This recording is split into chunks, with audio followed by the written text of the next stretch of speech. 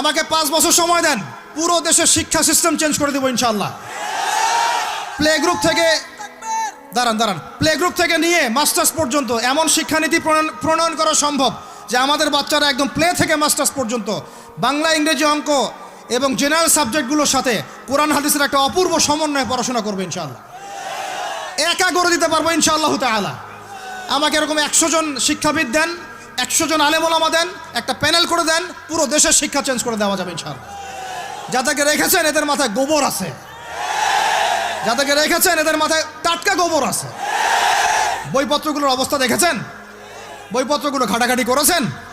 সমকামিতা প্রমোট করছে আমাদের দেশের মধ্যে, ট্রান্সজেন্ডার প্রমোট করছে আমাদের দেশের মধ্যে, আমাদের বাচ্চা কাচ্চা কচি কাঁচা বাচ্চাদেরকে শারীরিক শিক্ষার নামে যৌন শিক্ষা দিচ্ছে। এগুলো আমাদের মুসলমানদের শিক্ষা? এটা চলতে থাকলে দেখবেন অচিরেই কোনো মানুষ বাচ্চাদেরকে স্কুলে পাঠাবে না।